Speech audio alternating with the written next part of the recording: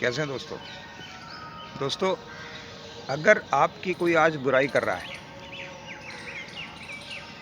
तो यकीन मानिए वो आपका कहीं ना कहीं फ़ायदा कर रहा है। आपको चिंता करने की ज़रूरत नहीं है। मैं इसी से रिलेटेड आपको एक स्टोरी सुनाता हूँ। वीडियो पर अंत तक बने रहें। अगर चैनल पर नए हैं तो सब्सक्राइब करें, लाइक ज़रूर करें। एक देश में एक राजा थे और वो राजा बहुत प्रतापी थे। बहुत अच्छा वो राज करते थे, हर तरह से वो अच्छे थे। लेकिन उन्हें एक बीमारी लग गई, स्किन डिसीज़, उसे कुष्ठ कहते हैं। कुष्ठ रोग सब जानते हैं। जो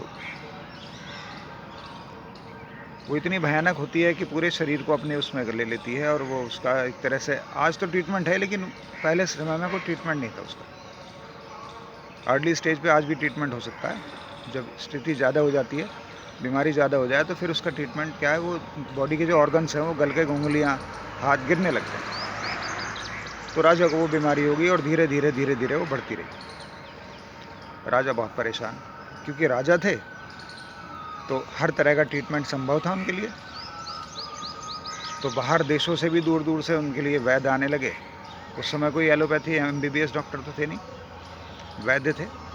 सारी दवाएं, सारी जड़ी बूटियां उन पर इस्तेमाल हो गई, लेकिन राजा को कोई ख़ास फ़र्क नहीं पड़ा। अब राजा बहुत परेशान।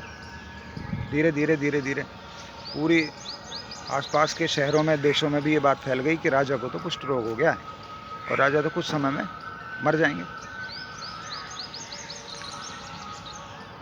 अब राजा की ये जब ख्याति थी, तो राजा के पास एक बहुत दूर से कोई साधु थे, वो आए।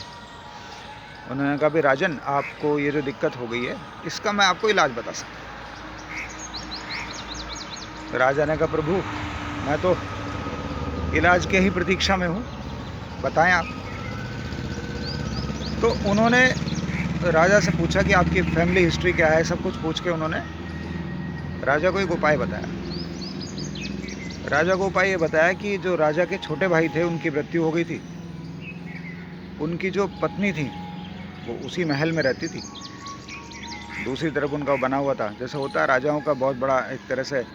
आजकल तो 2 BHK 3 BHK है, उस समय तो पूरे महल होते थे, 50 से 100 कमरे हुआ करते थे उनमें। तो जो उनके जो छोटे भाई की पत्नी का जो कक्ष था, वो राजा के कक्ष से 100 200 400 मीटर दूर होगा। तो साधु ने उनसे कहा कि आप एक काम करें, आप रात्रि में जो छोटी रानी है उसके कमरे के बाहर अपना बिस्तर बिछा के सो जाएं और वहीं सोया करें आप। राजा ने कहा, प्रभु बड़ी अजीब सा आप मुझे तरीका बता रहे हो कि राजन, एकमात्र यही इलाज है आपका कि आप छोटी रानी के कक्ष के बाहर अपना बिस्तर बिछाएं और सो जाएं। सुबह किसी के उठने से पहले आप वहां से उठ के आ जाएं। केवल यही एक इलाज है। ना, ठीक है प्रभु। अब राजा ने ऐसे ही करना शुरू कर दिया। 2 दिन, 4 दिन, 6 दिन, 8 दिन, 10 दिन, 15 दिन, 1 महीना इस तरह से बीता। राजन रात में जाते, सो जाते वहाँ, और सुबह ही दिन निकलने से पहले उठ के आ जाते। अब एक दिन क्या था, राजा की आंख नहीं खुली सुबह जल्दी। तो जो रानी की, जो छोटी रानी की जो दासी थी, उस दासी ने राजा को वहाँ से उठ आते हुए देख लिया। अब दासी ने अगले दिन भी सोचा कि आज भी देखूं राजा यहाँ क्यों आते हैं। अगले दिन भी वो राजा के उठने से पहले आई, उसने देखा राजा वहाँ से उठ के आ रहे हैं। अब आप सोच सकते हैं क्या शुरू हुआ होगा, कानाफूसी। पूरे राज्य में ये बात फैल गई कि जो राजा हैं वो तो अपनी भाई की जो पत्नी है, जो विधवा है उनकी, उनके साथ उनका कुछ अफेयर है।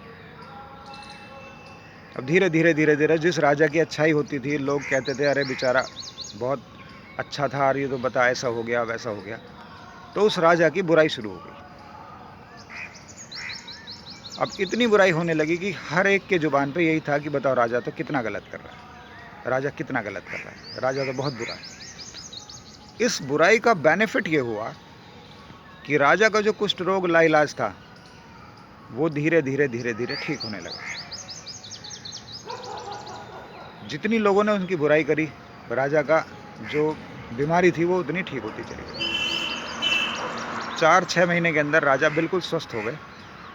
अब राजा ने उन साधु का खोज कराई कि जिस साधु उन्होंने आके बताया था, उस साधु के पास गए कि महाराज, मैं आपका ऋणी हूँ और आप जो चाहें मुझसे लें, बताएं मैं आपके लिए क्या कर सकता हूँ।